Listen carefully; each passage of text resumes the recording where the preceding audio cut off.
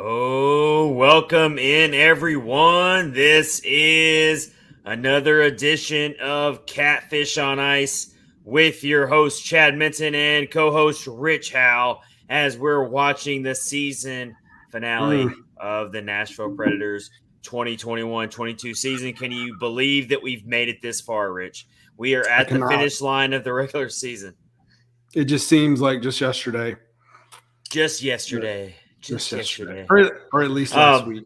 I gotta address this tweet you sent out from the Catfish account during the last game. You were fired up. So Rich did an awesome job running the Catfish on Ice tweets. We always switch off in that absolutely wild, insane, crazy game we watched against the Avalanche last night. And Rich sent out a very bold and outlandish tweet that started off with "Suck it, haters," regarding David Riddick and all the doubters of David Riddick. I felt like that tweet was directed at me, Rich.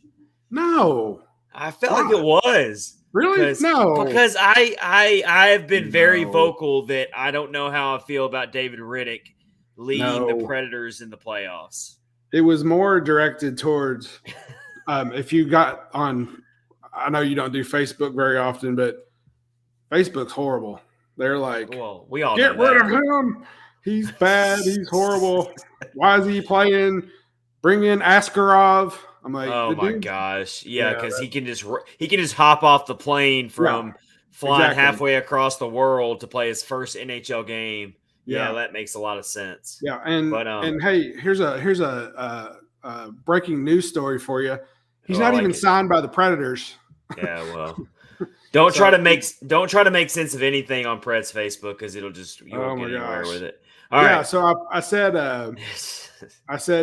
Riddick puts up a big suck it haters win against the Avalanche, and that's very much what it was. You laid it out perfectly the way you said it. I loved it, but I thought maybe it was directed at me. All right, maybe it wasn't. I would never do that. We're going to get into all this because I'm telling you, we're in rare territory for this franchise when it comes to going into the playoffs and having a lot of questions surrounding the goaltender situation. We've always had Pecorine to just guide us into the playoffs. Well, guess what, everybody? We don't have that right now. This is episode 125 of Catfish on Ice. We are going to do our full end of season review and also get you ready for the 2022 Stanley Cup playoffs, which the Nashville Predators are in for their 8th straight season. Got to share a really good tweet from Willie Donick, the main broadcaster of the Nashville Predators, Bally on Sports South. He does all the broadcasts. He put out a really good, very interesting stat, basically laying out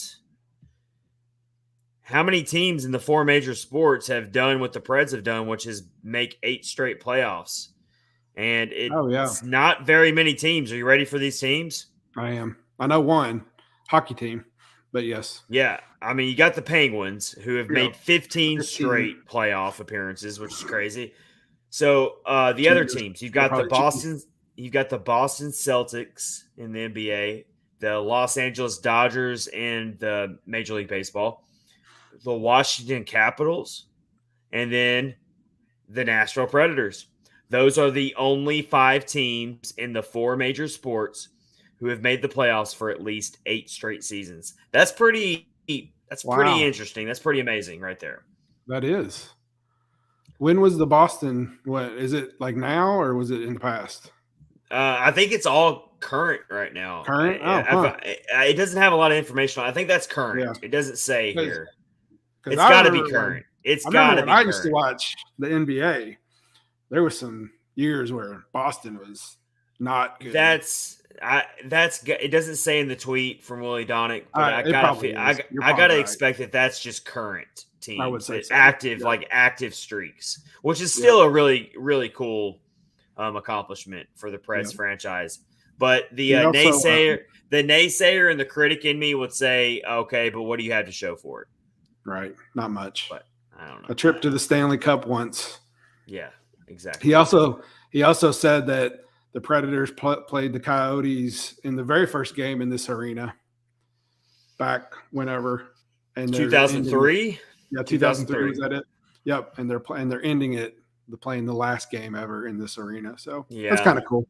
It's kind of That is cool. So some really good, interesting nuggets from Willie Donick, who is an outstanding broadcaster who covers the Nashville Predators. We love him. All right, so this game has been just completely just a circus. Like every other Preds game we pretty much watch. Like, is there ever a game that's not a circus that the Preds play these days? No. But the Preds, they just say, you know what, we have no interest in playing the Colorado Avalanche in the first round, so we're just going to go ahead and score 4 goals in like the first 5 minutes of the game or whatever it was. I mean, I didn't even have time to sit. I didn't even have time to sit down and get comfortable, and it was already like 3-0 in this game. You can go get you a Frosty tomorrow. We spent all night waiting for this game to start because it's an extremely late start for both the Central Time Zone and the Eastern Time Zone, which is what Rich is in right now. I've always said fire the Eastern Time Zone into the sun. It should just be a Central Time Zone, a Mountain Time Zone, and a Pacific Time Zone. But we won't get into that. You better get used to it because you're going to be in an Eastern Time Zone down the road there. I am. I'm gonna have to get used to Eastern Time Zone. Yeah, you are right about that. We're gonna be synced up. Yeah, we are. We're gonna be on the same page. That is a good thing there. Yeah. All right. Let's let you know what we got in the rundown here. Episode 125 of Catfish on Ice, brought to you by DraftKings and part of the Hockey Podcast Network. We're up late with you, and we hope you're gonna be up late with us too. If you're watching live on the YouTube channel. Watching live on Twitter at Catfish Ice is where you can follow us. Also on Facebook and Instagram. I got my coffee thermos right here, Rich. You see here? I have a right here. Energy drink. Probably shouldn't be drinking caffeine this late, but it's okay because I need it because it's a late one. It's a late one to close out the season. But I will say, let's let you know what we got in store for you. We're gonna do season superlatives. For this team, we've got 5 good superlatives for this team. I don't know who Rich picked. He doesn't know who I picked. We like to have fun with these when we make our selections on these, and we always catch each other off guard. We see if we agree. I feel like we agree a lot of times. Great minds think alike. But we'll see. We'll see. There's a couple of them that are a little obvious, but we'll see. We'll see what happens.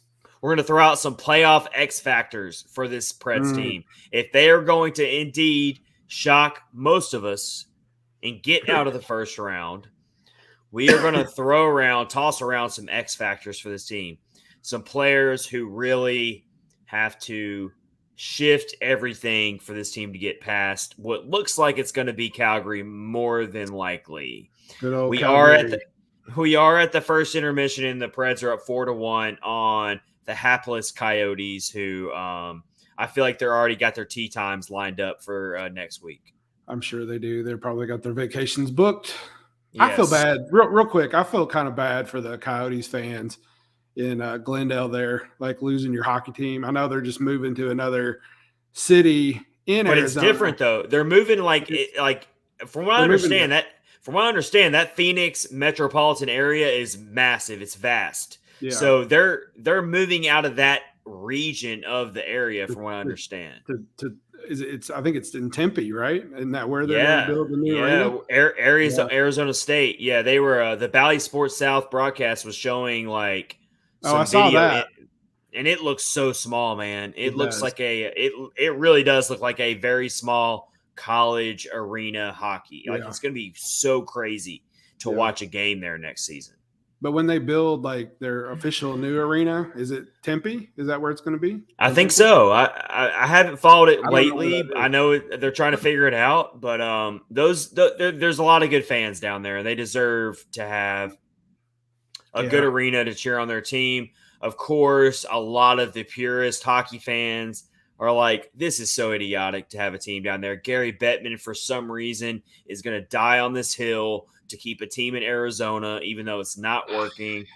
But either way, you are correct, Rich. It is you do kind of feel bad for the fans. And there's a lot of fans there tonight, and I expected that. I thought the Coyotes would bring forth a little bit of a better effort to open this game.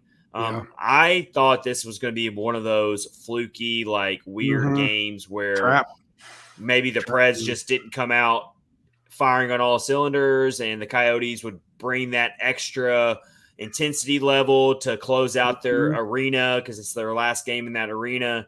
But the Preds just came out with a buzzsaw.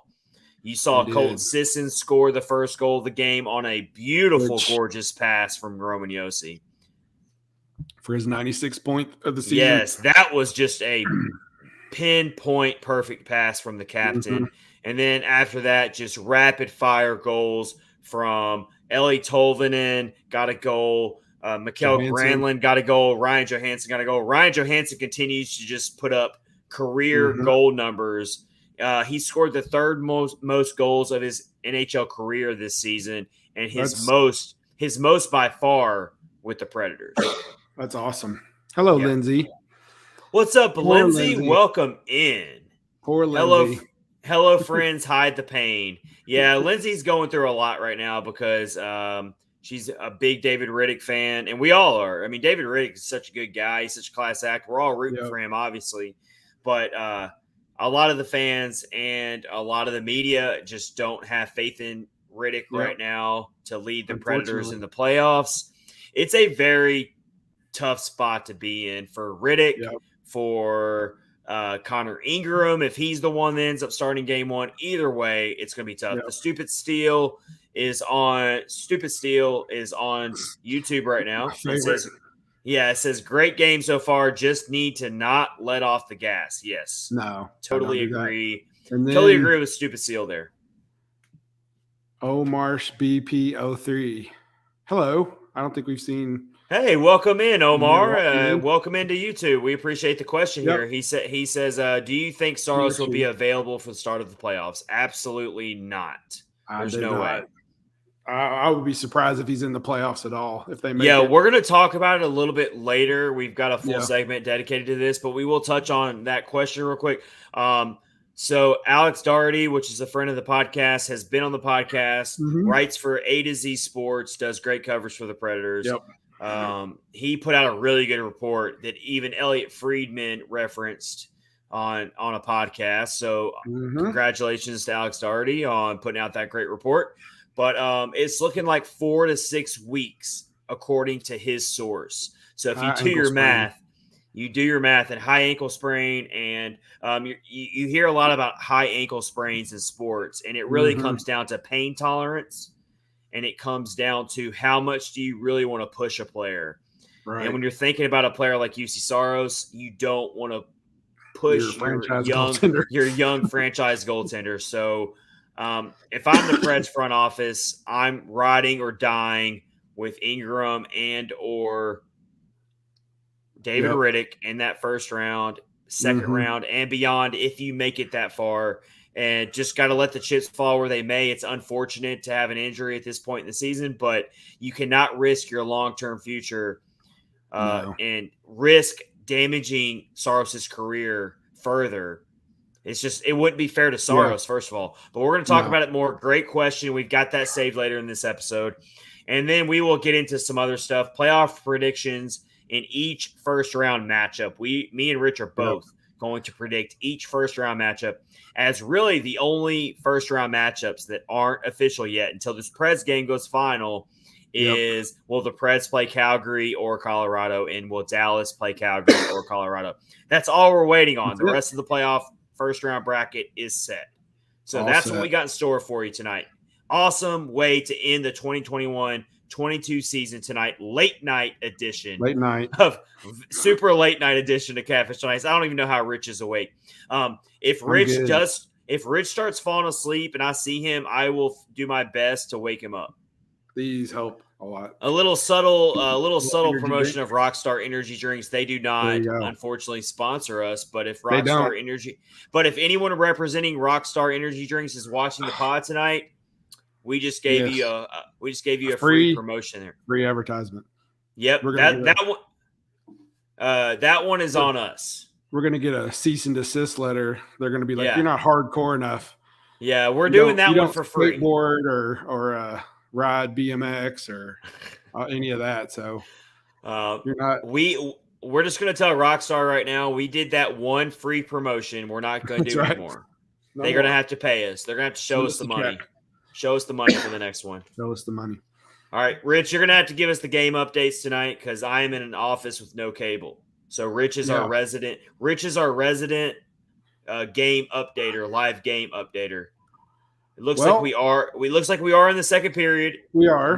No goals have been scored yet. No goals have been scored.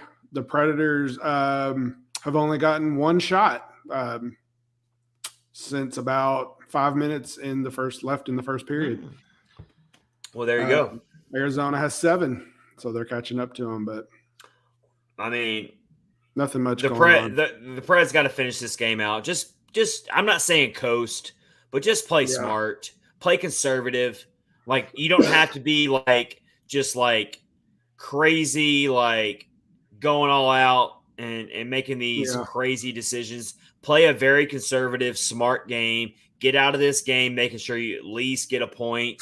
You should absolutely get 2 points, but all you got to do is get a point, and you're playing Calgary. So just play smart. Play smart defensively. Don't leave yourself susceptible to counterattacks and odd man rushes and put Connor Ingram in these really bad situations. That's all you got to do.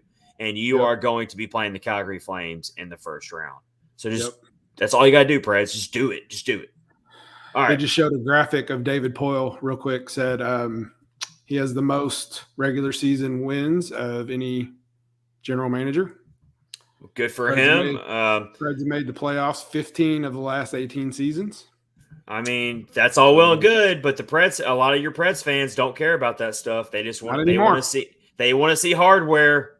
Not anymore. They used to. They want to see more than just. I mean, all those playoff appearances and all you have. I'm playing devil's advocate here. All you have to show for it is one cup appearance and one President's Trophy and one Western Conference final appearance. That's all you got to show for it. And I understand. Yeah. Oh, yeah. I mean, it's just not going to fly much longer. Missy is on YouTube right here. She says, hey, y'all. Hey, back. We appreciate you being in, Missy. We really love having you in here with us. All right. So let's go ahead and get started here with episode 125, and we're going to do our season superlatives. How about that? Season good things. We've got 5 season superlatives to start off with or to do tonight. If you've got any more superlatives, share them on the chat right now or tweet us at Catfish Ice, and we will share them if you can think of any other good superlatives. We always had superlatives when you were in high school, like best dressed, most likely to do this or that. That's kind of where we're going with this. Let's go with most improved first. That's a good one. Most improved. I'll give you mine first, and I'll see what you say, Rich. Okay, you go. My most improved. I actually had to think about this for a little bit. This was not an easy player to pick because there's a lot to choose from. There's a lot of improved players on this team. For sure. Here's mine I went with. Mikael Granlund. That's a good as one. most improved. He was basically like damaged goods for this team. I mean, to the point where we didn't even think they were going to bring it back. Like, I mean, we were like that we were ready to say that trade was awful. Kevin Fiala is flourishing, and we got Mikael Granlund, who is a shell of himself, his Minnesota self. And let me see, just going off tonight's stats alone and what he has done. I mean, his assist numbers have been, we have all known what Mikael Granlund's done assist-wise this year. He has piled up the assists. He has absolutely solidified the top 6 of this lineup, which is what we were really worried about figuring out. And I'm telling you right now, and we've said this before in previous episodes throughout this season, we have said, what would this team be if Mikael Granlund does not get re-signed back in the last offseason? Where would they be? Probably not in the position they're in.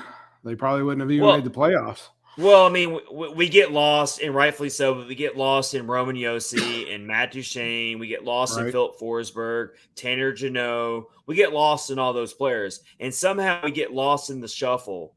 We forget that Mikael Granlund's having a hell of a bounce back year for this team. For sure. So, I mean, let's look at his current numbers. 53 assists, not counting tonight's game, which he has also tallied a goal tonight.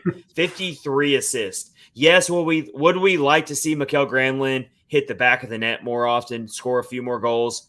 Yeah, maybe. But that's just not his role on this team. It's not. Yeah, for sure. He's a distributor. He's basically become what everyone wanted Ryan Johansson to be for all those years. Yep. And that's not to say Ryan Johansson hasn't had a good year either. But I'm just saying Granlund has really just made his line mate so much better throughout the season. So I went with him as my most improved player. I almost picked Matt Duchene. I was stuck between those two. Well, I picked Matt Duchene, so fair enough. Yep. So I made a little note here. We know how bad he struggled since he's been in Nashville. It wasn't horrible, but it was definitely not living up to an $8 million a year contract at all. And he went from people wanting him to be picked by Seattle in the expansion draft to being the Predators' single season goal scorer this season. So that's massive, massive improvement for that guy. Yes. I mean, like you said, there's many players we could give this to, but the two you mentioned, or you mentioned Granlund and Duchene, those seem like they stick out quite a bit. So for sure. Yeah, I just remember seeing Duchene like dejected the last couple seasons. Just everybody social media on riding his case. Yep. Just couldn't get anything going, and he definitely turned it around. So, wow, you're really selling it to me right now, Rich. That I should have taken Matt Duchene as well. But I'm going to stick with Mikael Granlund. You stick with Matt Duchene, but you really sold Matt Duchene's case very well with your eloquent description there of Matt Duchene. Because I agree with you, Matt Duchene was dead in the water to this fan base. Oh yeah. For sure. Really both players right now that we just chose were like damaged goods. The fan base was done with them for the most part. But Matt Duchene was way more polarizing than Mikael Granlund was. Matt Duchene is just a polarizing player going back to his Colorado Avalanche days. I mean, you hear from so many fans of teams that he's played for, and they say Duchene is disengaged. He'll quit on you. He won't show up in the big moments. The things that, I mean, when you say things like that about a professional athlete, those are literally fighting words. Those are the worst things that a professional athlete can ever hear from people around him. The outside noise, when they hear terms like he's a quitter, he's going to disappear on you, he's disengaged, all those things Matt Duchene has been accused of. Yep. I have not seen 1 ounce of that this season from him. No. He has been 100% engaged, and I always kid around. I'm like, pissed off Matt Duchene's out there again. The dude always looks angry. He always looks like he's on a mission. Yeah. And so, I mean, he's a great choice, too, for most improved player. And he really has been such a catalyst for why this team has proven so many people wrong, including ourselves on this show. Yeah, absolutely. Oh, yeah. We used to talk about him begging Seattle. Take him. Take Ryan Johansson. Oh, yeah. Everyone go back and listen to our expansion draft episode back in the summer. You'll probably get some laughs out of that. Yeah. But, all right. That's funny. Let's go to our next one here. This one's a little bit more nerve-wracking. This one's not all glamorous, but it's still a good superlative. Biggest question mark next year. I think well, hold on. I wrote down one player and scribbled him out and was like, you know what? No. I wanted to go against the grain and throw out a player that maybe some people wouldn't think of. I didn't want to do the obvious choice. But then I scribbled this player out and said, you know what? I'm going to go with the most obvious. And it's obviously Philip Forsberg. I mean, he's got to be the biggest question mark heading into next year, because his value is so high for this team. And it really ties into the other local professional franchise that's in this city. Rich, I know you're not a big NFL guy, but I'm aware though. it's the NFL draft right now. And the Tennessee Titans basically traded away the equivalent to if the Nashville Predators traded away Philip Tomasino. I think that's a Yes. fair equivalent because A.J. Brown is such a young and star-studded, and everyone thought that A.J. Brown was the future of the Titans franchise. It would be like Mhm. if on draft day, this coming up draft this year, the Predators just blindsided everybody and traded Philip Tomasino. That's kind of like – so everyone's like – the diehard NFL fans knew that there was some serious issues going on with A.J. Brown and the Titans. But not to turn this into a Titans podcast right now, but it's eerily like freaking me out right now because now I got to think about my other local team, which is the local hockey team, the Nashville Predators. I got to think, are we going to lose two superstars on each team this year? Like, am I going to have to deal with losing A.J. Brown on my Tennessee Titans and then have to lose Philip Forsberg in a couple months to free agency? Like, I read somewhere he wanted – Titans offered him, was it $16 million a season? Well, hey, this story is fluid. No, it's 22. You're hearing like two different sides, and basically, all your amazing reporters out there are having to do the digging and earn their money as reporters to figure out both sides of the story. You're hearing A.J. Brown's side of the story and what he asked for, and then you're hearing other sides of the story. But basically, it seems like what it's really coming down to, it seems like he was asking for an astronomical amount of money, the amount of money that the Titans weren't willing to pay. So I'm not saying that's exactly what's going on with Philip Forsberg, and they are two completely different situations, obviously. Yeah, I'm just kind of tying them in together because you got your two local professional teams, and most Titans fans are also Predators fans and vice versa. And so it's just giving me nightmares right now if both of those teams lose these two players. Yep.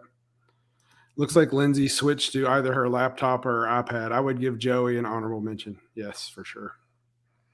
That is a good one. That's another perfect choice. I mean, yes, I can't argue with that at all. The fact that Johansson has gone on this goal outburst this year, I mentioned it a little bit earlier. Ryan Johansson has never scored this many goals in his Predators career. By a long shot, he's never scored this many goals in his Predators career. His previous career high with the Predators in goals was 15. He's got 26 this season. Yeah, so there you go. He is actually tied for his second most goals in his career, which he did in 2014-15 with Columbus. And then in 2013-14 season, he put up 33 goals for Columbus. There you go. Used to be Johansson is also just 9 points shy of his career high in points, which he posted also with Columbus when he put up 71 points. So, yeah, Ryan Johansson's clearly kind of reversing time a little bit. He's going back to his Columbus days before the Preds ever made that trade. And that's a beautiful thing to see for this team, to see Johansson do what he's doing this year. Well, he was probably upset like Matt Duchene was because he was getting the blues from the social media and the press and all that as well because he makes $8 million a year too. So good choice from Lindsay there. I love that one. Good choice there with Ryan Johansson as in our superlatives. So what is that your biggest question of the year too, though, Rich, is obviously Philip Forsberg? I put that, but then I said, if he doesn't come back, who is David Poile going to replace Oh, that's a good one. Let's take Philip Forsberg out of this question here and name another player that I almost wrote down, but then I scribbled him out. I was first thinking about Eeli Tolvanen as the biggest question going into next year.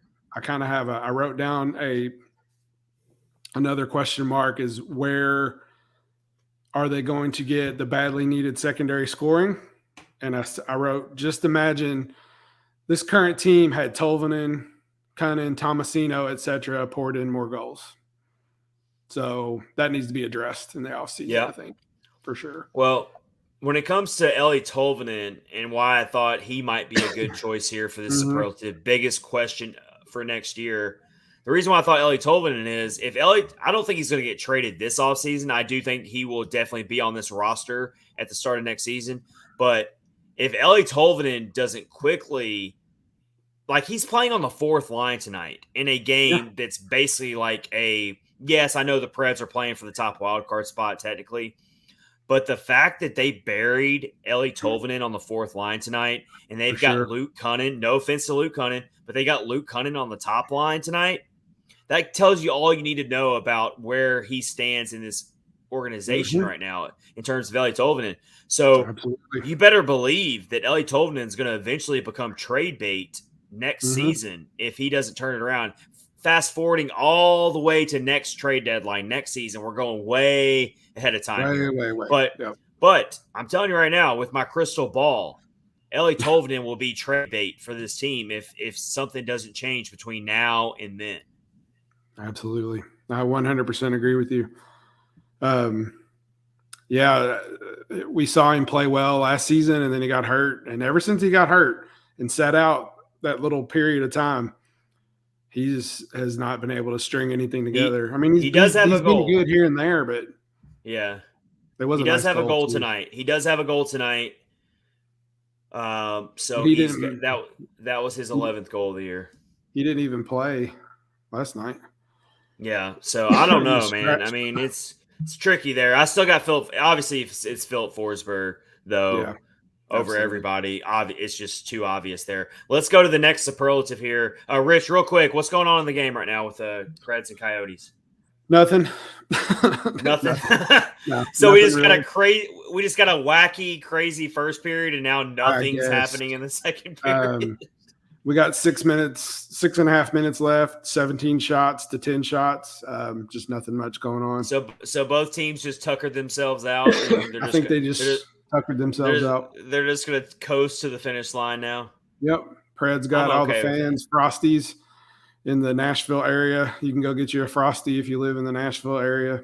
There you go. And, Connor Ingram's in net tonight. We do want to see Connor Ingram finish this game strong. He gave up the 1 goal late, but you know what? Here's the deal, and we're going to talk about this when we get to the Juuse Saros information here in his latest on the injury. But I'm telling you, I wrote an article for PredLines.com about this, and it's really tricky to figure out who is the right choice for game 1. And Lindsay, if you're still listening right now, I know you're a big David Riddick fan. But this is a tough dilemma right now for this team. Not so much because David Riddick is a bad goaltender, but you've got to think of the long-term broad picture here for this franchise. And almost certainly Riddick is not going to be on this team next season, whereas Ingram is definitely going to be this team's backup. So I'm just thinking long-term here. If this team doesn't play better in front of all their goaltenders, whether it's Saros, Riddick, or Ingram in net, then it doesn't matter. This team's not getting out of the first round. But I do think that Ingram needs to start game 1, and you let the chips fall where they may, because you've got to see what you have in him. You got to see if he can step up. And let's say Ingram does step up. Let's say he just steals a game out of nowhere. Well, then that can give you some serious confirmation that he is absolutely the right choice to be behind Saros next year. Whereas if Riddick goes out there, he's fully capable of doing the same thing. He's got 3 40 save performances this year. So absolutely Riddick's ability to do the same thing. But I don't care what Riddick does this postseason, unless he just completely carries this team to the Stanley Cup or to the Western Conference Final, Riddick is not coming back to this team next year. No, I doubt it. I can also see a scenario where the Preds have to actually rotate both goaltenders this series.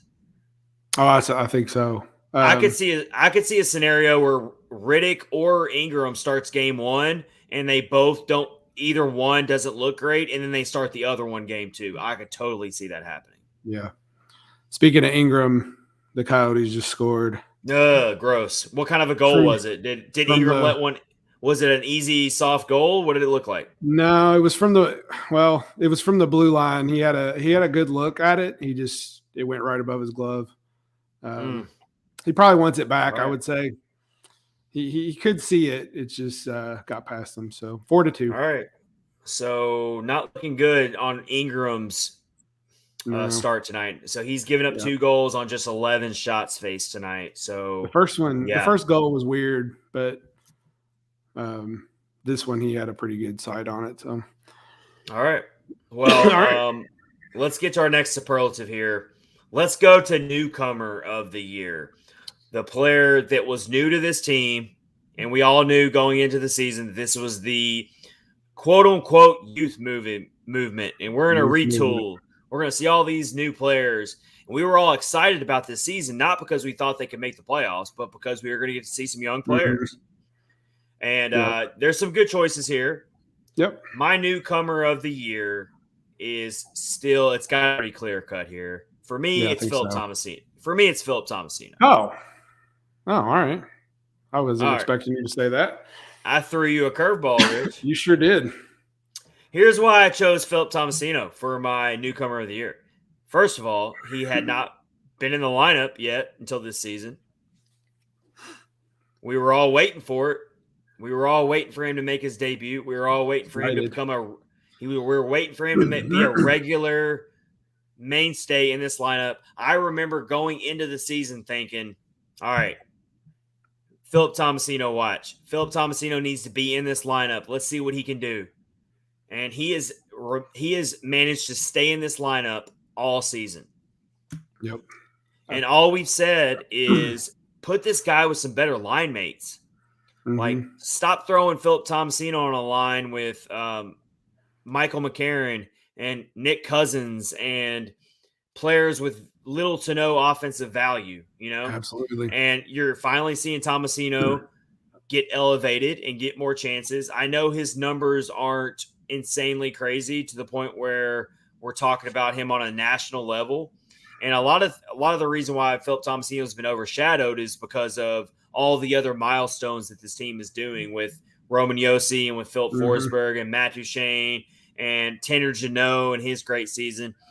So he's been overshadowed a little bit. But if you really look at what Tomasino's done, he has completely delivered as a 20-year-old young phenom. He has totally delivered and looks right on track to be a very great critical player for this team for years to come. So he's my newcomer of the year.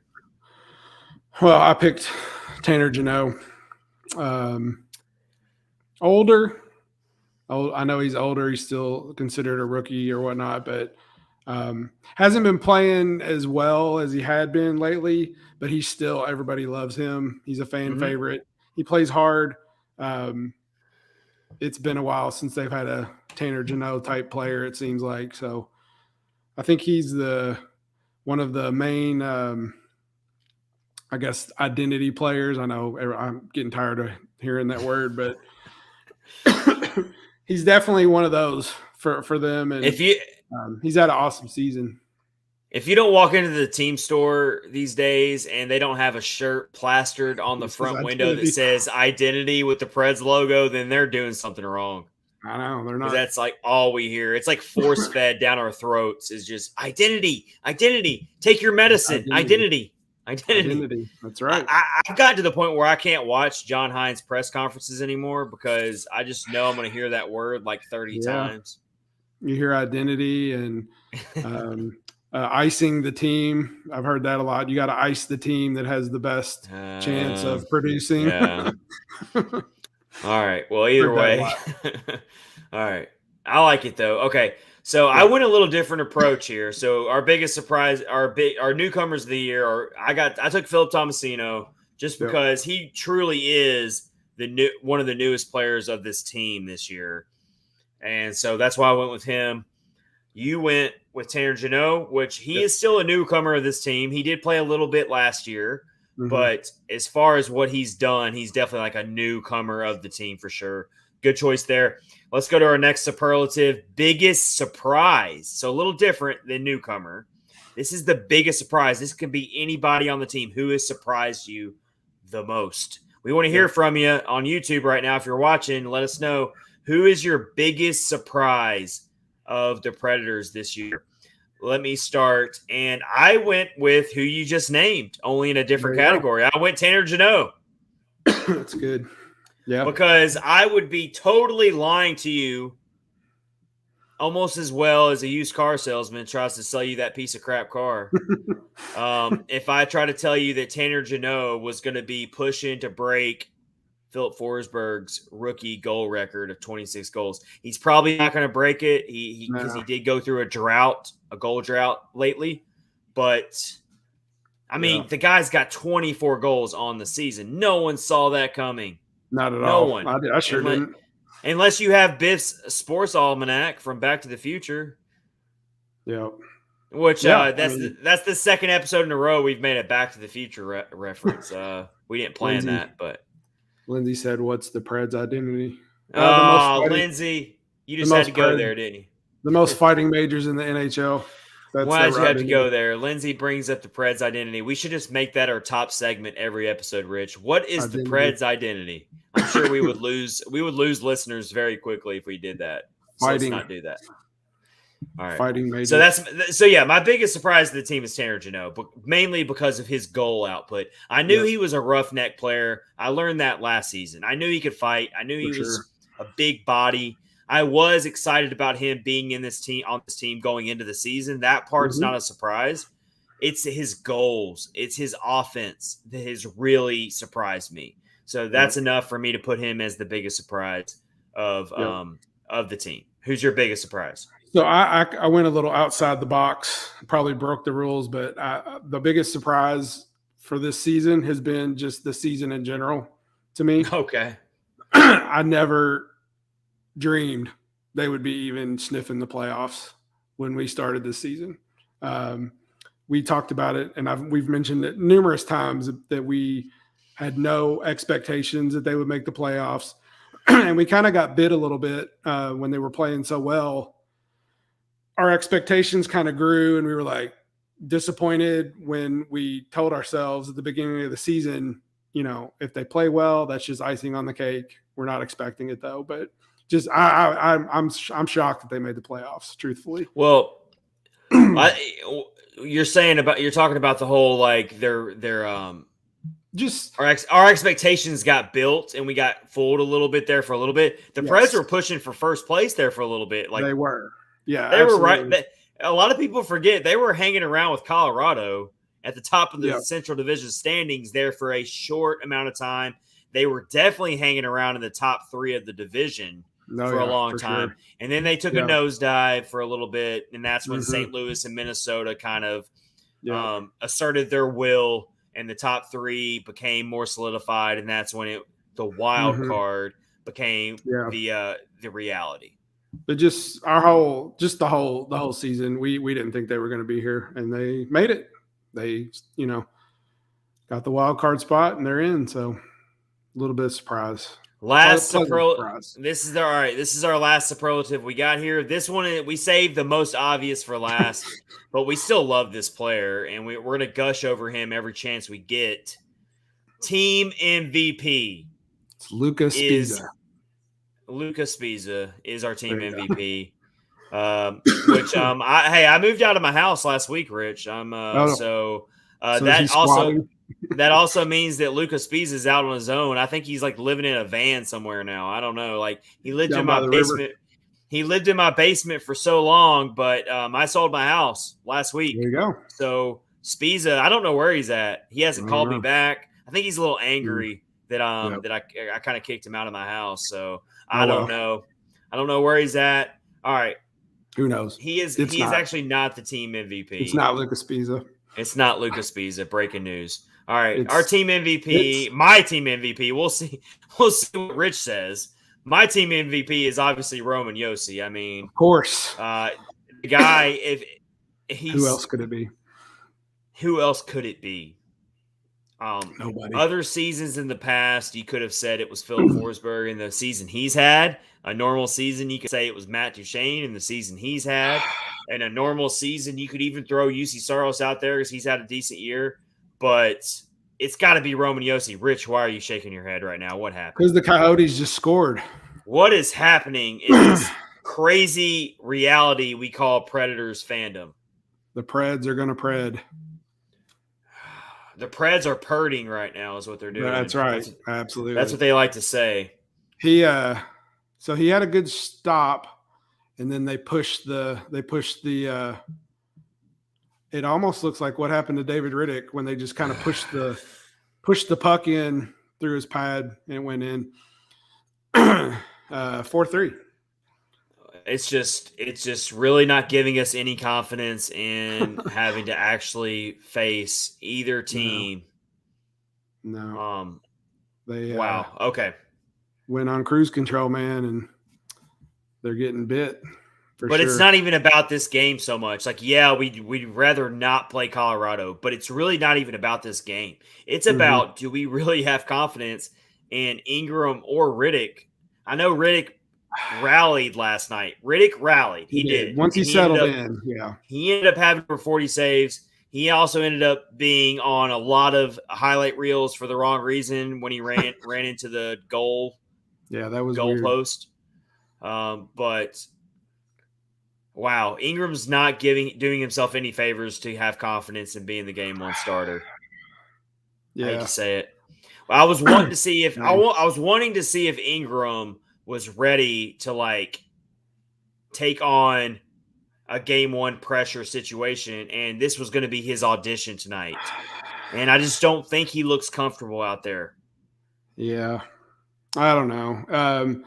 The first goal for sure kind of was a fluky one. The second one he should have stopped, and this one was just weird. Well, not weird, but he just couldn't control it. So got pushed in on him. So weird. We're coming up on the second intermission in the Preds 4-0 lead that they just completely jumped out to early in the game is evaporating quickly. They're only up 4-3 now.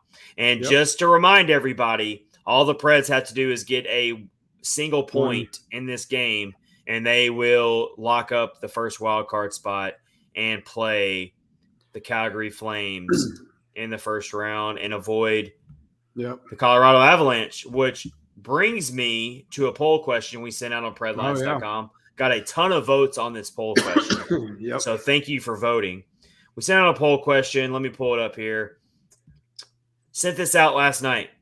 How much do you care about the Preds getting the top wildcard spot over Dallas? Your choices were, it's all I think about, meh, either way, or is Juuse okay? Overwhelmingly, 58% said all they care about is Juuse okay? For sure. That's what I voted for. 15% voted for don't care either way. 26% voted it's all I think about is the top wild card spot. So all people seem to care about is Juuse Saros. 58%. Got almost 300 votes on the poll. Thank you so much for voting on that through our Predlines account. Hey, you said you voted for just if Juuse is okay? Yeah, because the wild card spot, it doesn't matter. Both of those teams are going to be tough to play. So they are for different reasons, though. For different reasons. For absolutely different reasons. I think they're two different teams. They really are. They play very differently. One is rough, and the other one is skilled. So I don't know. It's just kind of Calgary is rough and has a lot of skilled players. Avalanche is just like finesse, skill. I'm sorry, but yeah. If the Preds play the Avalanche, they are going to carve us up like a Thanksgiving turkey. That's awesome. I mean, it's going to be like. I mean, they played well last night, but that didn't mean anything. Come on, Rich. Like the Avs. But they were playing. They were playing like it did though, and they had all their. They didn't sit anybody. So that's. But when all the chips are on the table and it's the playoffs, that's when they're going to unleash the hounds and they're going to come after us. And there's no love lost between the Avs and the Preds. I promise you, the Avs remember those battles that they did earlier this season. Oh yeah, and they were some testy ones for sure. So I'd rather just take our chances against Calgary, and maybe we can match their physicality and make it dirty, make it ugly, and it can be a more competitive series. I think the Avs, we're lucky to take it to 5 games if we have to play the Avs. That's just me. But all right, so that's our superlatives. We took Roman Josi easily as our team MVP. If Roman Josi's not having a NHL historical season for a defenseman, then we would easily have to vote for Philip Forsberg, probably. Yeah, I would say. But I would have said Juuse Saros. You can't vote for anyone when you have Roman Josi doing what he's doing. So he's the team MVP easily. Yeah.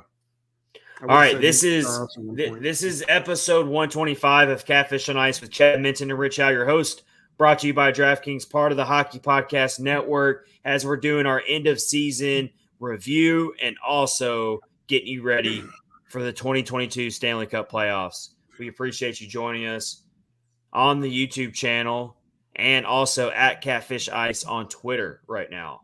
Love y'all commenting on the show. You build the show, you make it possible, and you make it better. So we appreciate you. Absolutely. Let's throw out some playoff X factors. Just rapid fire.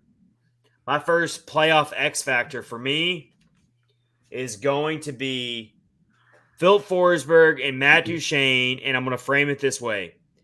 Can they continue the crazy hot streak that they have pretty much maintained the entire season?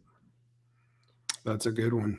They've both had small little stints where maybe they weren't as hot, but for the most part, they have stayed consistent all season. Yeah, they have obviously have to continue that no matter who they play, whether it's Calgary or Colorado. These two players cannot take their foot off the gas even for one game. Yep, I agree 100%.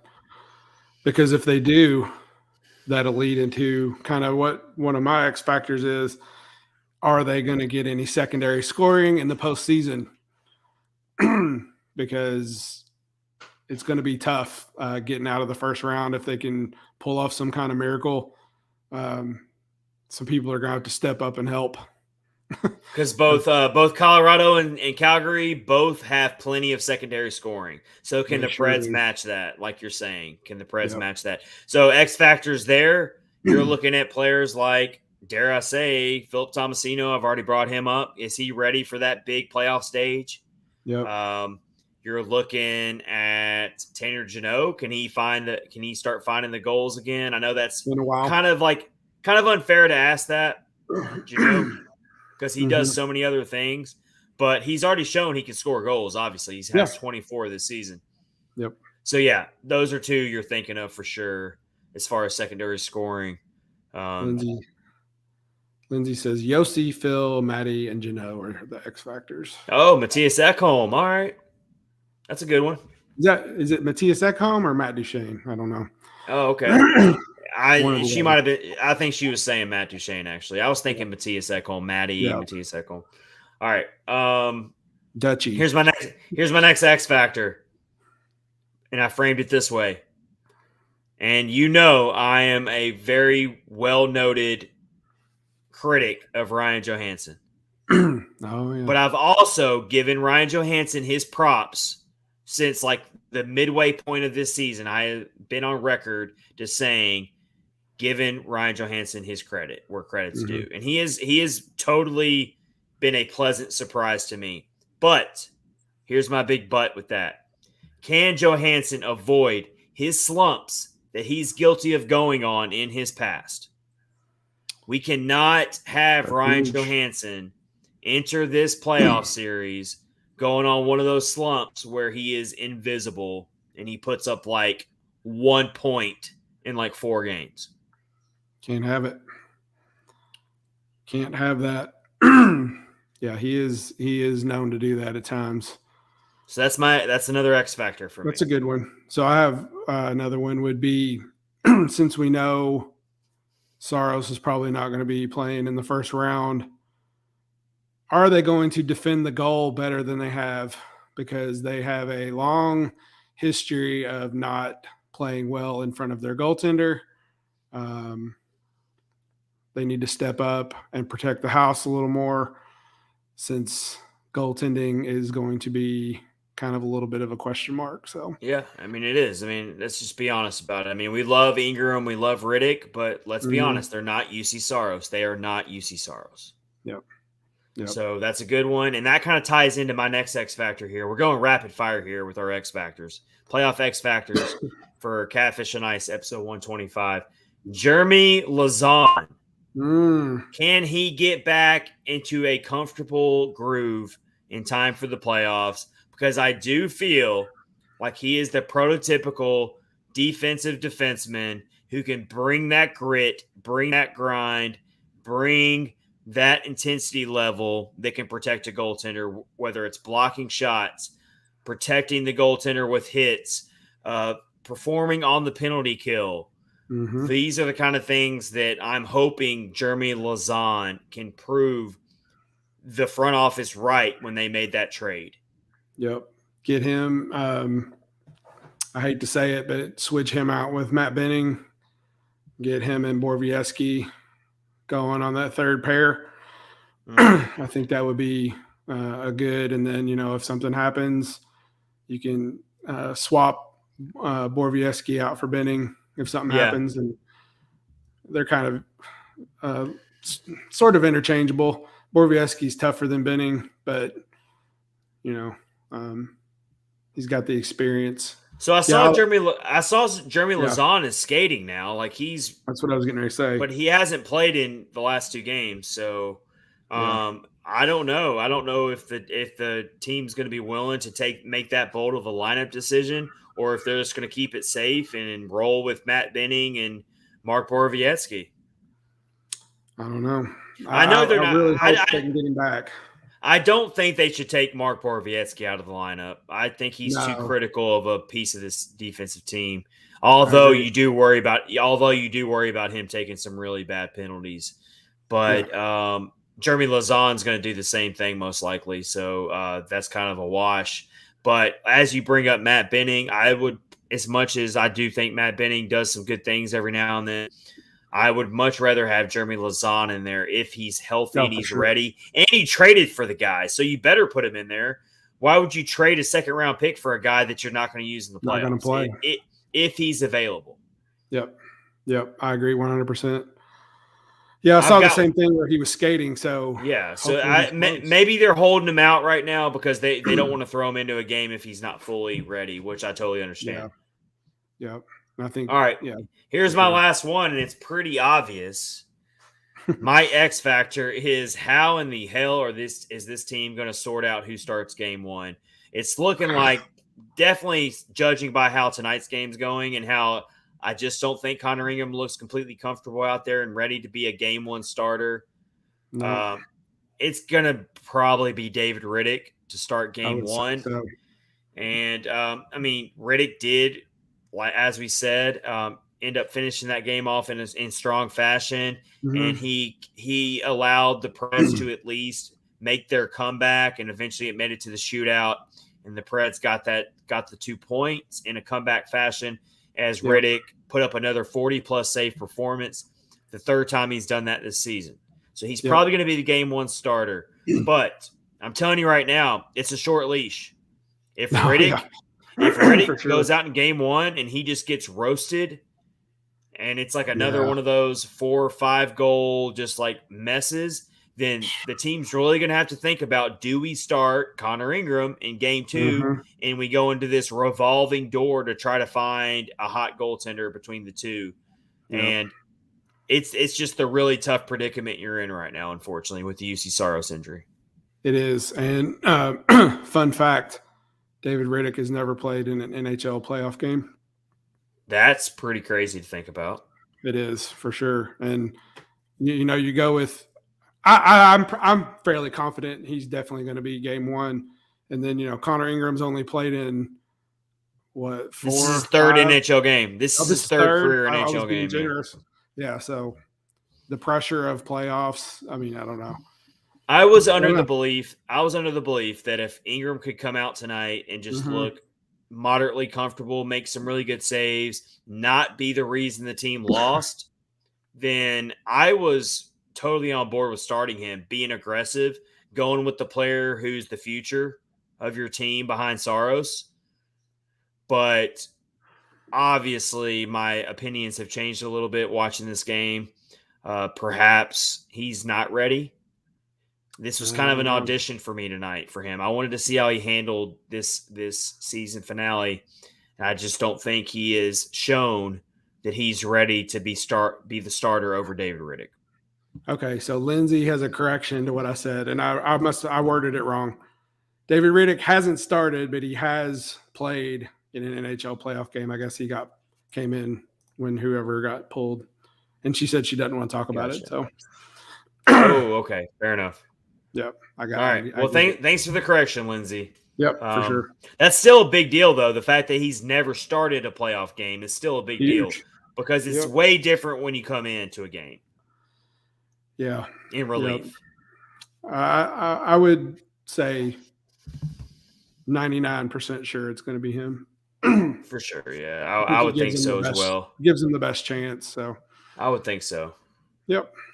All right, those are our playoff X factors that we threw around for the first round playoff series and for the whole playoffs, if indeed the Preds can figure out a way to get out of the first round.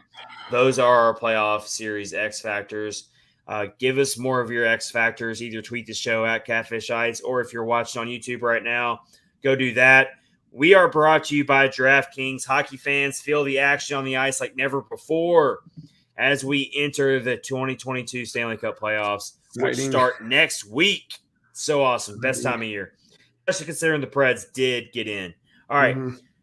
The DraftKings Sportsbook, the official sports betting partner of the NHL. Right now, new customers can bet just $1 on any team to win and get $150 in free bets if they do. That's all you got to do. So you can go. We're about to do our playoff round predictions here, our first round playoff predictions. Each series, me and Rich are going to give you our predictions.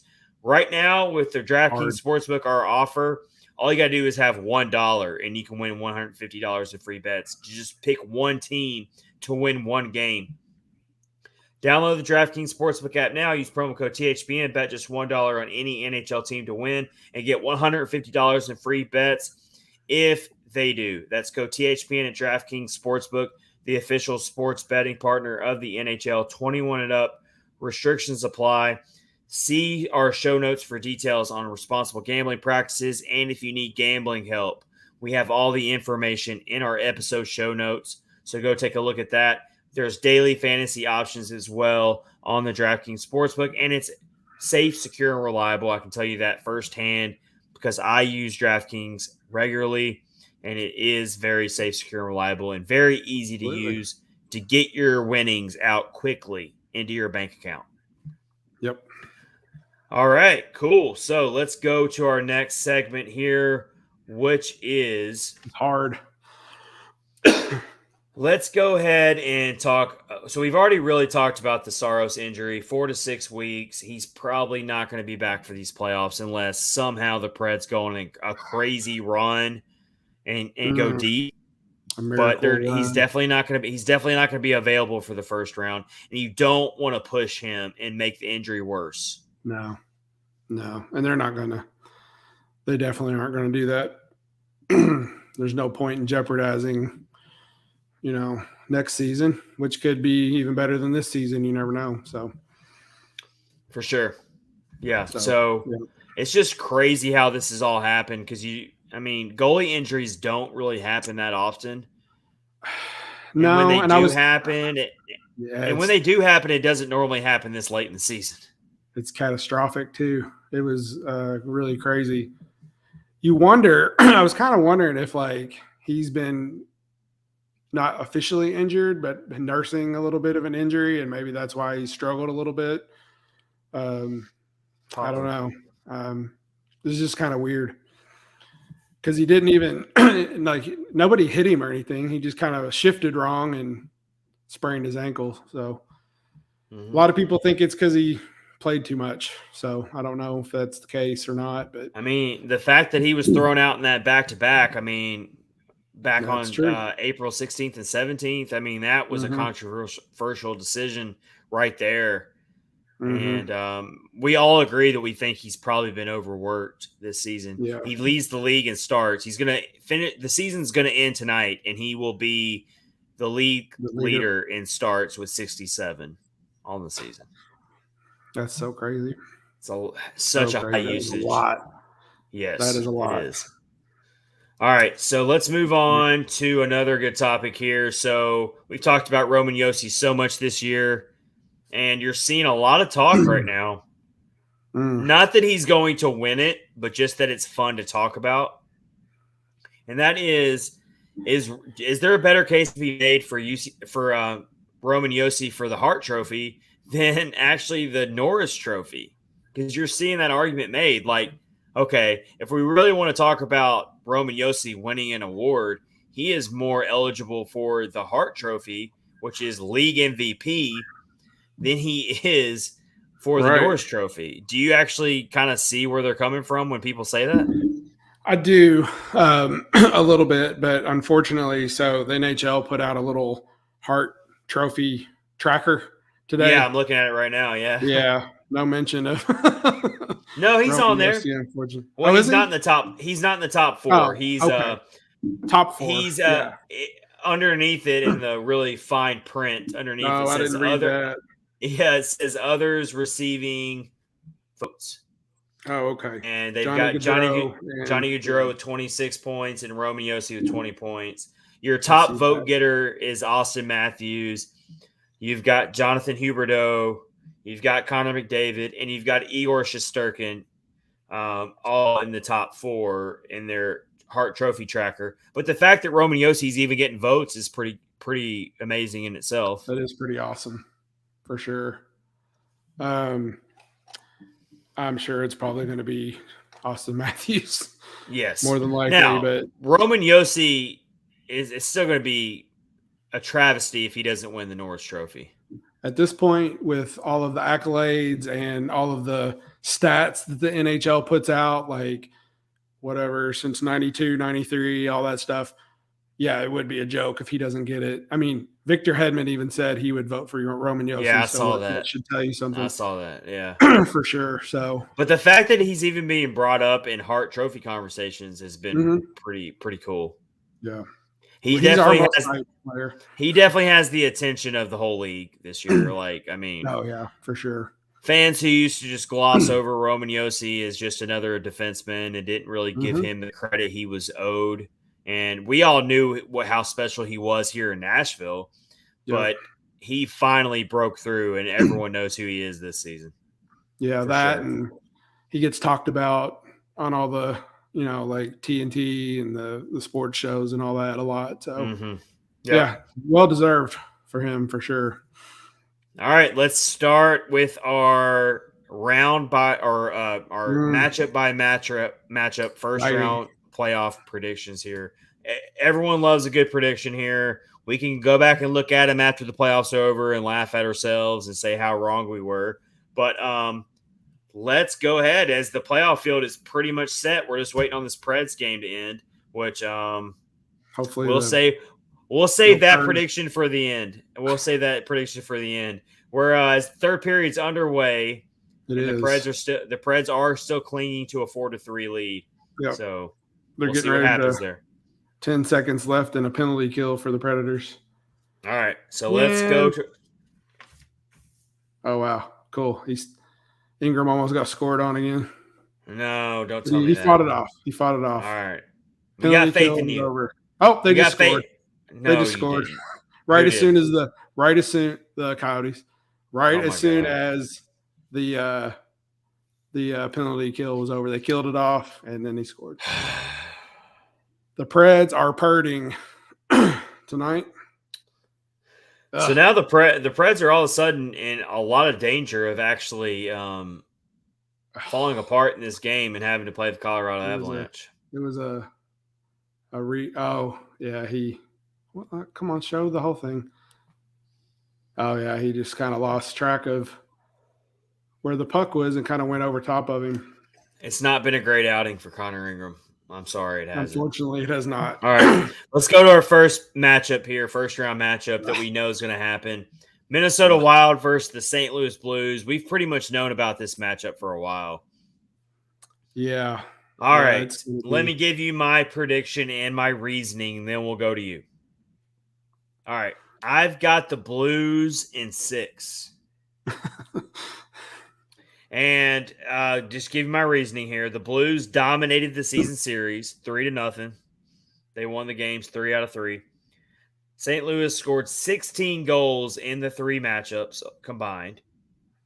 Most recent matchup was on April 16th, a 6-5 final score that was close, but in the end, I just think that the Blues are too much for the Wild in terms of offense. Now, the Wild have a good offense too. So this is going to be a really high flying, high scoring series more than likely.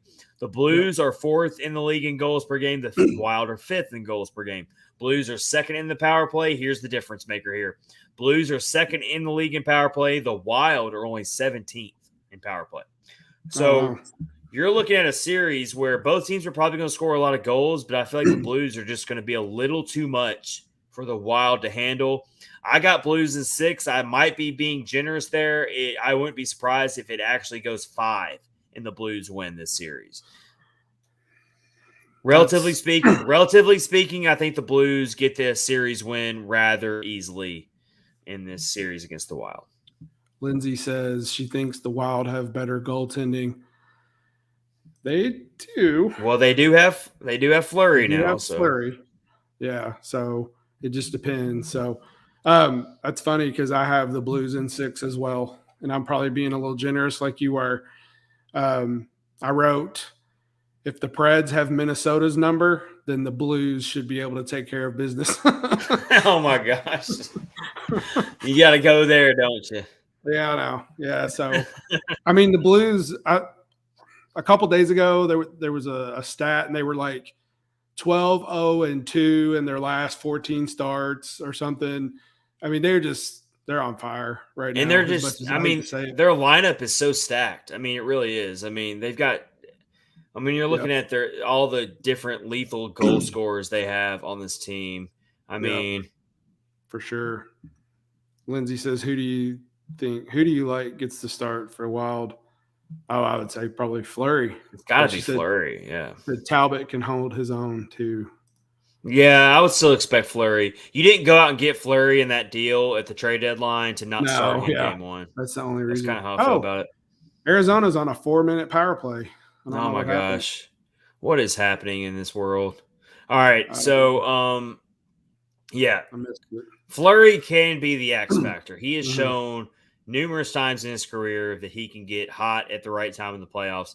But I still think the Blues are just too much. They just got too much firepower. And the Wild have a lot of firepower too, offensively speaking. But I just trust the Blues, and I think they're a little bit deeper. The Blues, the Wild are. Yeah. The Blues seem really consistent. Yeah. Like you know what you got with them. So there's no It'll go 6 and it'll be exciting. It'll be back and forth. There's gonna be a lot of goals scored in this series. I really feel that way. Yep. Let's go to the Oilers and the Kings. All right.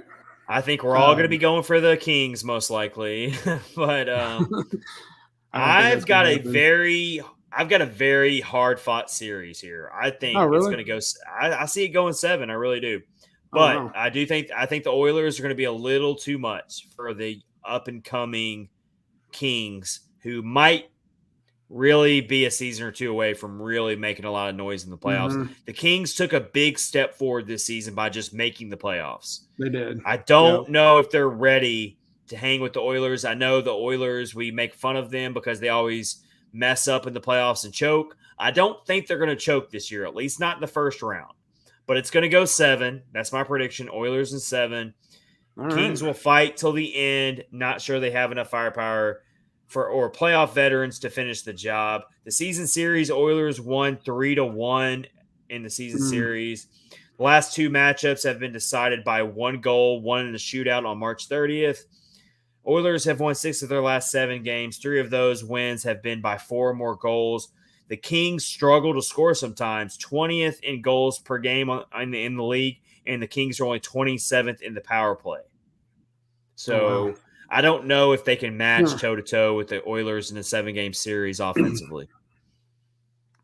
I was not so kind as you against the Kings. I have the Oilers in 5. I know they really came on at the end of the season, and I've seen them dismantle some teams. Seen them dismantle the Predators for sure. I think this year, they're super jacked to make sure they get out of the first round because I know they're disappointed. So I They think the know only that if reason, they don't do something this year, there are yeah, going to be some big that's questions. true It's going to need to be answered. So for sure. The only reason I had the Kings winning some games in this series is I actually think Jonathan Quick's going to steal some games. yeah. Well, He's that's another goaltender who's got playoff pedigree. He's been there, yeah. he's done that. He knows how to get hot at the right times. Jonathan Quick's actually put together a decent season for them. For sure. So 7 games, a little bit of a bold prediction, but I've got it going 7. Yeah, I had 5. Another thing I looked up real quick is for some motivation for the Oilers. They haven't been out to the second round since 2016-17. So that's a pretty long time. Yeah. All right, we're not going to predict the Western Conference yet because we still got to wait for the rest of the Western Conference because we still got to wait for the Preds and Coyotes to finish their game. Yep. On this late night. It's almost 1 a.m. in Rich's time. So it is. Right now, we're hanging with you here. We are hanging with you here. We're staying up late. All right, let's go to the Eastern Conference. Let's talk about this really intriguing matchup here. Tampa Bay Lightning versus the Toronto Maple Leafs. That's going to be slugfest, I think. Rich is probably thinking, can they both lose? Because I don't know if he's crazy about either team. Of the two, I would prefer the Leafs for sure. Yeah, I'm sure. All right. Yeah. So this is a tough series. How about you give me your prediction and then I'll give you mine. I said Leafs in 7 because it's a massive, big matchup, huge test. Tampa Bay's obviously Tampa Bay, but I think Toronto, they're in the same boat. Haven't been out of the first round in a long time. Feeling the pressure. I think they're going to finally get it done, but it'll be a huge slugfest. Anytime you play Tampa Bay, we both got to go in 7. I've got the Lightning winning in 7. Yeah, that's a good solid pick. Just because I trust Vasilevsky to actually maybe push them. I know he hasn't had as good of a year up to his caliber, but he's still one of the best goaltenders in the world. He is. And he's one of those types where I just feel like he can get really hot at the right time. Tampa Bay Lightning still have all those great scoring threats, and they've been there. They've done that. They know what it takes to win this time of year in the playoffs. Whereas the Maple Leafs, I don't know. They're another team that's choke artist. They are. But what a first round round matchup though. Yeah, for sure. Missy says she'd rather Tampa over Toronto. Okay. Well, that's cool. Tampa in 7 for me. Rich has got Toronto in 7 here. Yep. Lindsay says no hope in the Leafs if it goes to 7. Yep. All right. It's going to be a fun one, though. That is going to be a fun one. Noted Canadians and Leaf haters, Missy and Lindsay. Yes. All right. Here's our next Eastern Conference playoff series. Another really tough one to predict. Pittsburgh and the New York Rangers.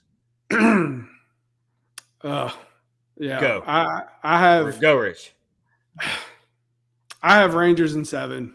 I don't know if that's got another 7-game series. All right. Yeah, I think it's gonna be tough. I don't know if that's what I hope's gonna happen or what could actually happen. I think it's gonna be a tough fight. I hope Pittsburgh loses because they're dirty. But Rangers have been playing well, and they got an awesome goaltender who could possibly win the Vezina. So, for sure, Rangers in 6 for me. Oh, there you go. I think the Penguins are good enough to steal a couple games, but I truly feel like the Rangers are the superior team. Yeah, and then it will come to light. Isn't their goaltender hurt? Yeah, the Rangers check most of the boxes to be a better team in a 7-game series, if you ask me. The Rangers are a sneaky Stanley Cup pick here. You could pick them to win a Stanley Cup, and you're not really – it's not a crazy pick at all to be picking them to possibly hoist the cup, which would be such a big deal for that franchise. One of the great franchises, honestly. They've been around a while, and they've had some great success. So I've got the Rangers – taking out the Pittsburgh Penguins in 6 games. Igor Shesterkin is evolved into one of the best goaltenders in the league. For sure. He will play great in this series. The Rangers also have plenty of really good scoring threats and good defensemen as well. So Rangers in 6 over the Penguins. Penguins, their time has ran out. They are no longer – I'm done with them. I'm so done with them. I'm ready for them to have to go through rebuilding. Hopefully this will send them there. What do you Losing do? In the first what round. do they do with Crosby if they go into a rebuild? Is he going to stick around for that? I guess he's going to play forever. I don't know. I mean, how old is he? Like 36, 7? He's getting up 36? There, but he can. I think he's got more years left in him, unfortunately. Yeah. I don't know. I just don't know him wanting to hang around for a rebuild. Yeah, I don't know. We'll see. Where would he go? I mean, let's go to the next Eastern Conference Series, first round matchup: the Washington Capitals versus the Florida Panthers, who are the 2022 President's Trophy champs. They got the curse. The Florida Panthers got the curse. They did. Don't touch the trophy. I'm being bold here. I'm going Panthers in 7. Oh, all right. Caps are going to give them everything they don't want. But the Panthers are so loaded. They are. I did Panthers. It's going to go 7. I did 6. It's going to go 7. All right, you going Panthers in 6? Yeah. Panthers are just awesome. I mean, they're just an awesome team. Best team in the league, in my opinion, right now.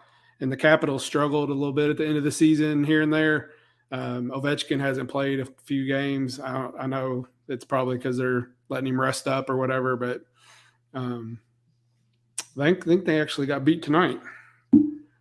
Yeah, the Capitals really are one of those prototypical teams that can they can do an upset. This is why we love the Stanley Cup playoffs, is because no team is safe in the first round, and the Capitals could easily be a perfect example of how you're never safe no matter who you're playing.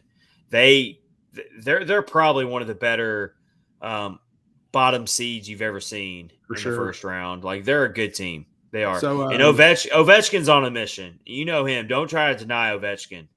Yeah, for sure. Connor Ingram almost kicked another puck in the goal.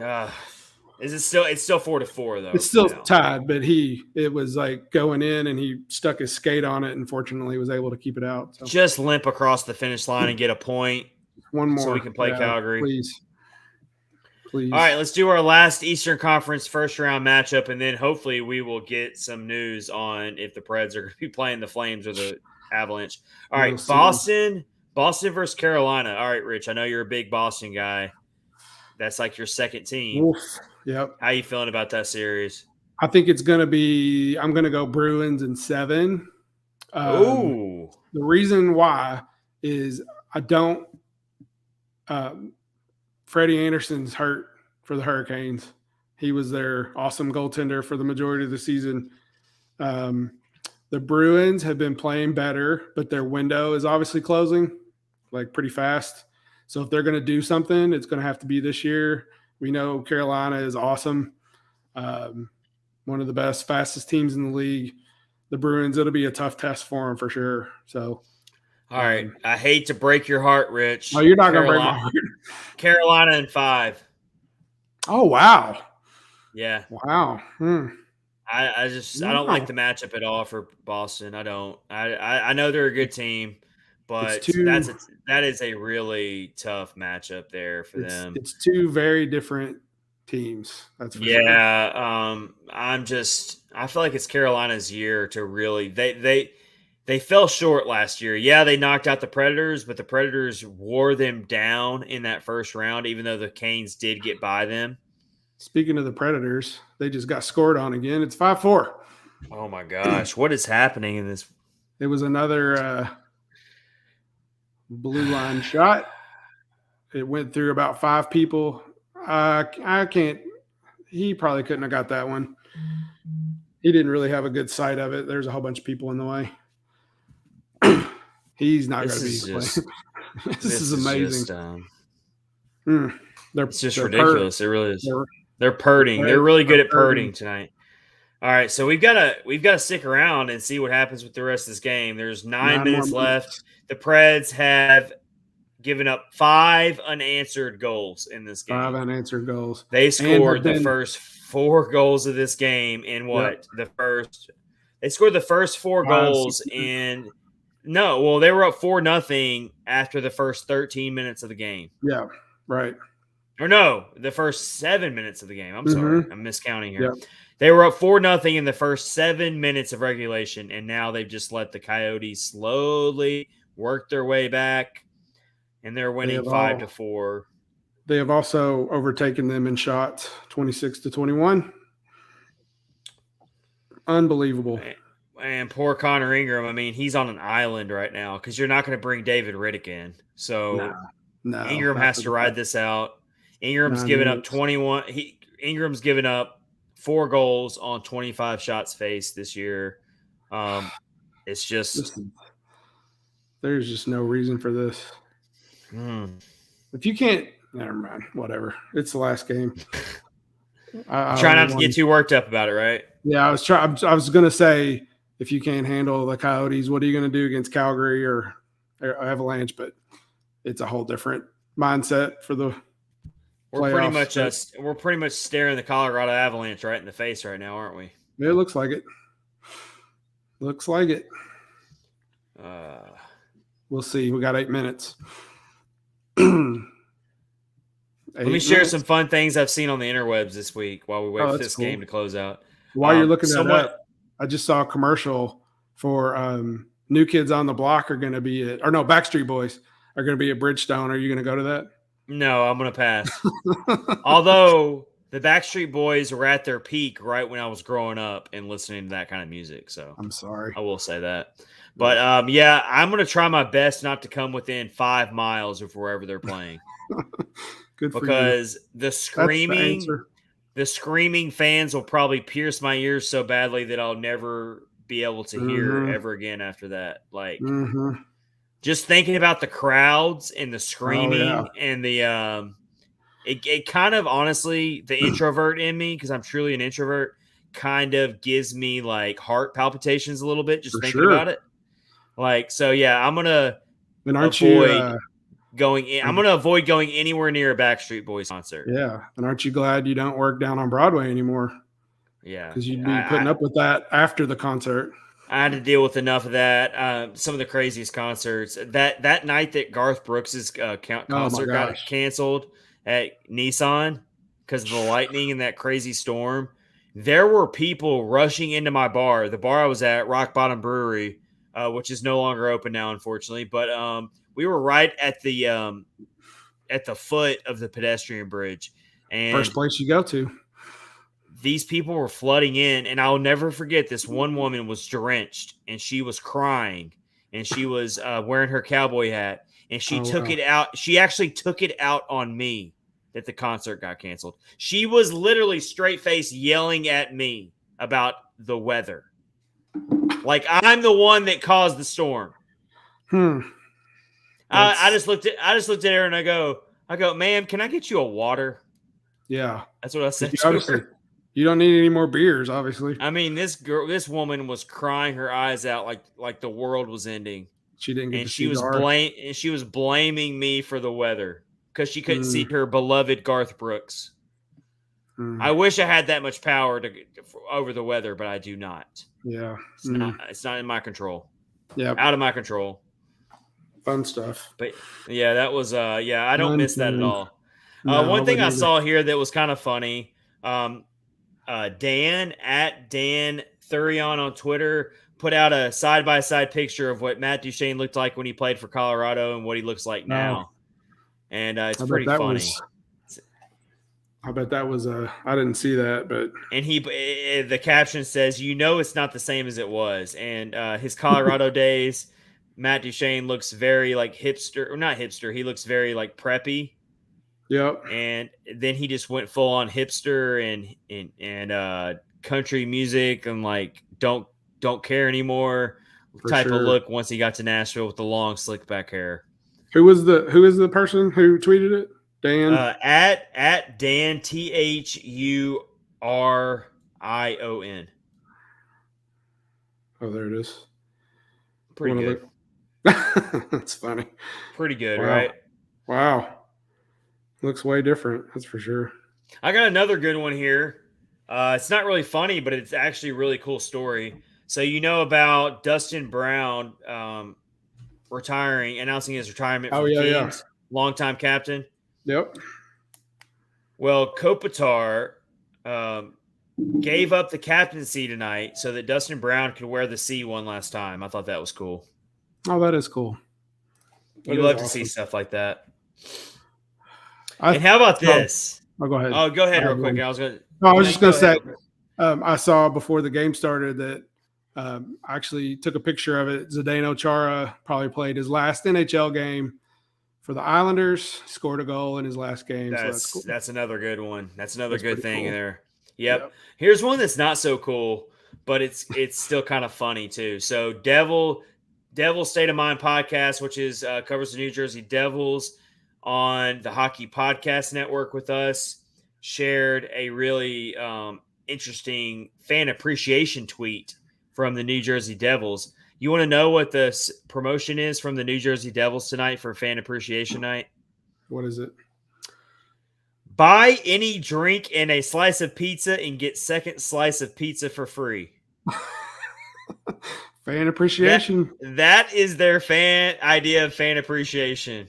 Like, hey, you shut out hundreds and hundreds and hundreds upon thousands of dollars probably when you factor in gas money, season tickets, parking, merchandise, all that good stuff. Here's how much we care about you. Here's a free slice of pizza.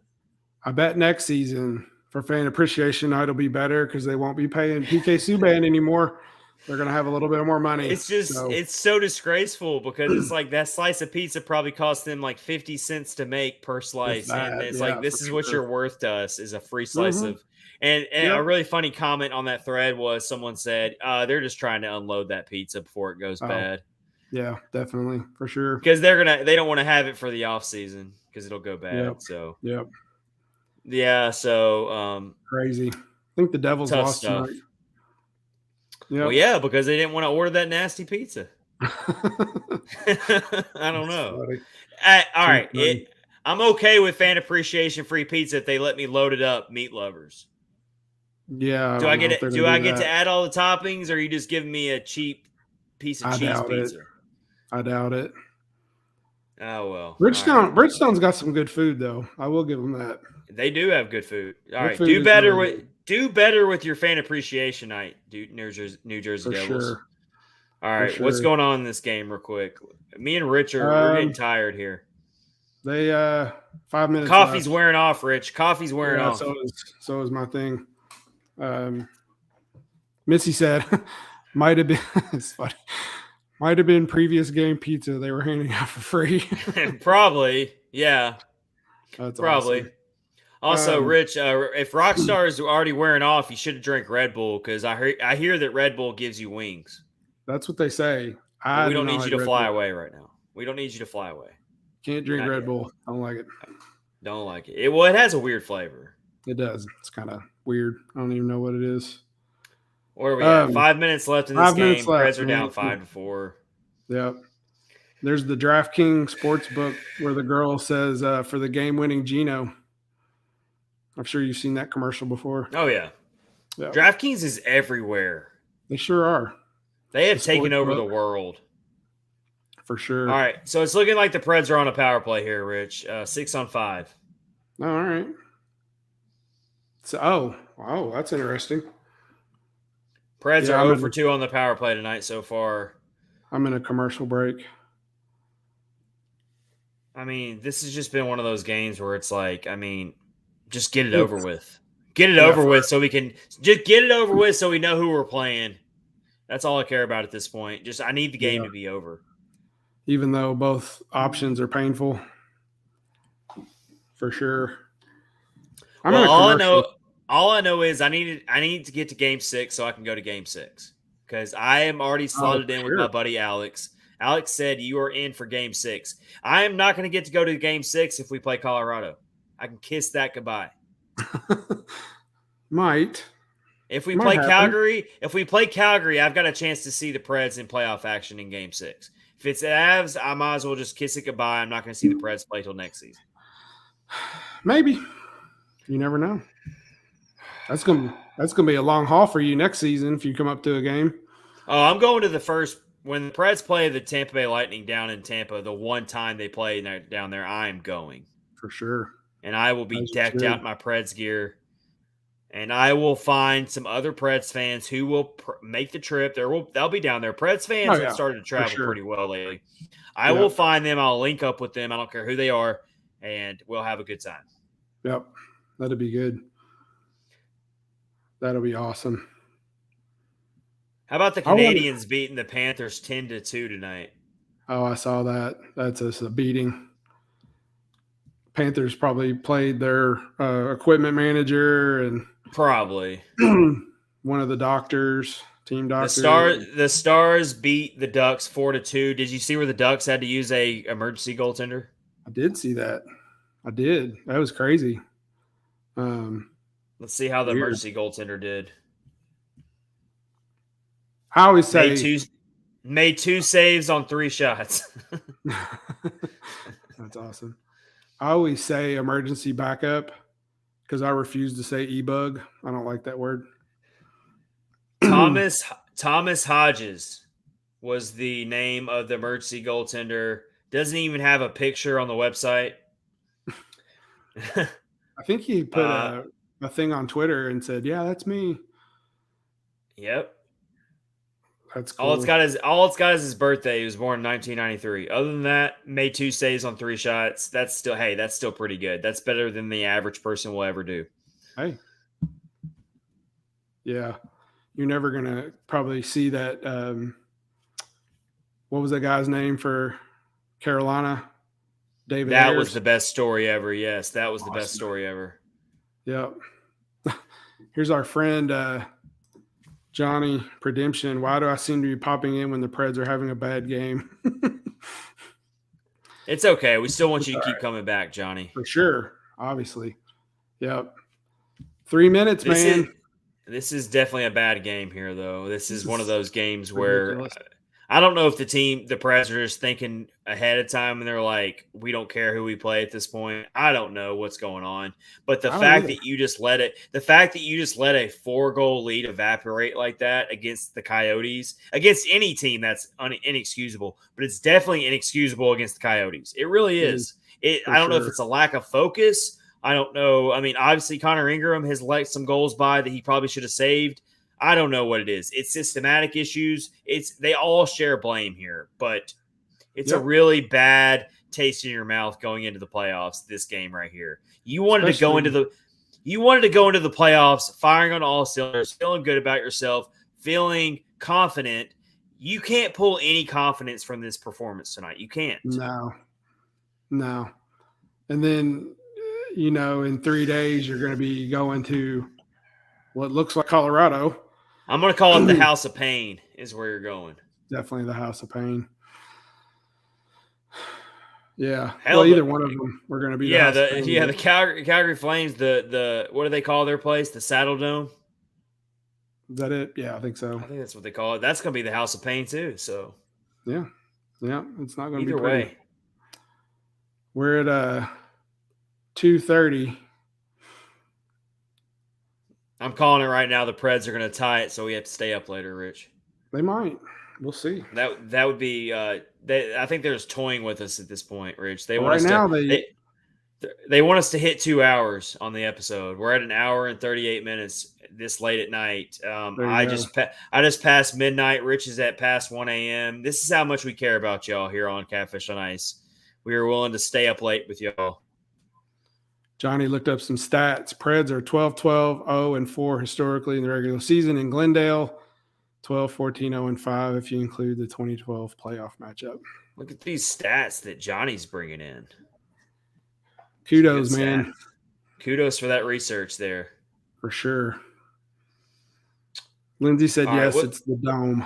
It's what is going on here, Rich? What's going on? I'm looking at 90 seconds inside of 90 there's seconds. There's a minute 30. Preds can't get possession to even pull Ingram out. So I think they're going to wind up losing this game. There's a minute 20. This is ridiculous. I'm so disappointed in them right now. as I'm sure they are All with right. themselves. Glass half full. They want to play Colorado so that they can just completely crush everyone out there. Yeah. They can shock the world. That's what their goal is. Oh, they pulled him finally. Let's see. A minute left. All right. Ingram gets pulled. 21 saves on the night for Ingram. They actually skated the puck into the zone instead of dumping it. Imagine that. Imagine that. Normally they dump it. Yeah, they do. Yeah. Which I hate with a passion. Like, come on, guys. Are you kidding me? Oh, what just happened? Oh, I think the Predators are going on the power play. Oh, here we go. Here we go. Buckle in. That a 6-on-4, right? Hey, nothing's gonna top Tuesday's game. The episode 124 where we all were frozen in time. If you watch that video, Rich, awesome. It looks like the video's frozen. I know. I'm like this. For all three of us are not moving, and it's like you think the video's frozen. Yeah. Oh, that was crazy. I was showing one of my buddies the clip, and he was like, "Dude, the video is frozen." And I'm like, "No, it's not frozen. It's just we didn't know what to do." Just give it a second. We were literally like frozen in time and didn't know what to think at the time. No power play. Preds. Come on, Preds. Just get a point. We want to play Calgary. Calgary wants to play us as well. Like it's a match made in heaven. I guess. Preds I don't know what to say. Oh, we're calling a timeout now, Johnny Hines? Okay. All right. What is John Hines saying in this huddle right now, Rich? Please. He is saying nothing. Dan Lambert. Okay. Fair enough. What is John Hines thinking in his head right now? I'll rephrase that question. I don't know. I'll tell you what he's thinking, Rich. He's thinking, if only we play to our identity tonight. That's what he's thinking. He doesn't even have to show up to the press conference tonight. Just send someone out that can say, yes, Coach Hines wanted this team to play to their identity, and they didn't do that tonight. And John Hines, he can just go home early. He can jump on the team bus early and not even waste his time going to the press conference to tell everybody what we already know he's going to say. John Hines is like, at least I'm not in Jersey anymore. Yeah, those fans are brutal. Those Northeastern fans, the New York area and stuff, they are. Yeah. Especially Devils fans. They're like, we've had that cup before. We want it back. Yeah, well, they've been bad. That team's been bad for a while. Mm-hmm. Oh, man. Johansson almost tied it up. Almost is not going to work. No, not at all. Johnny is really ahead. I'm at 29 seconds. He's at 19 seconds. So this goaltender that has come in and shut out the Preds after the first 4 goals were given up. Yep. I have never heard of this guy. Have you? Nope. They said that the guy that started was drafted by the Preds. Yeah, but this other guy that's come in, and he's 32 years old. He's 32 years old. He's only played 14 career games. If that tells you anything, that's crazy. He's played in 5 games this season. He's got an 8.838 save percentage, a 5.14 goals against average, but somehow he manages to shut out the Preds. Hey man, you know the Preds struggle against goaltenders who are notoriously not great. I'm trying to pronounce this guy's name right. Hari Sateri. I hope I'm pronouncing his name right. I'm not even sure. He was drafted in 2008. Wow. By the San Jose Sharks. And he has managed to play in 14 career games. And I'm not making fun of him. I'm just trying to tell you, this is typical Preds fashion that they lose to a goaltender like this. He makes 26 of 26 saves to send the Predators to a regulation loss And they will be the final wild card, whereas the Dallas Stars will take the top wild card. And the laughing gentlemen. stock, give up a 4-goal lead. That's ridiculous. Episode 125 ends in such hilariously embarrassing fashion, Rich. Oh my gosh. We stayed up for that. I know. I'm going to go. I was so hopeful. I could have been in bed sleeping like an hour ago. I know, right? Good on you, Coyote fans. Gosh, I'm happy for them. They deserve it. But yeah. I don't like that. I don't like this at the expense of us, but they do. No, I don't either. So I'm going to go Avalanche in 5. Yeah. Give me a reasoning. I'm going Avalanche in 5. They're too big. The Preds can't beat the Coyotes after a 4-goal lead. Definitely, they might get one. But I doubt it. And then Flames against Stars. I'm going Flames in 5 on that one as well, for sure. So there you go. There you go. Well, you're probably being generous to give the Preds a win against the Avalanche. I might be. We'll see. But I'm going to stick with you though. I'm going to stick with you. Somehow the Preds will get a win at home, either game 3 or game 4. I'll go game 4. Okay.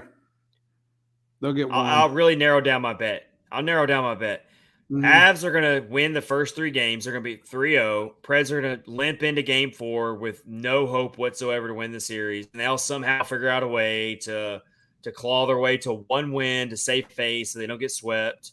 And then they will go back for game 5 in Colorado. And this season will be over.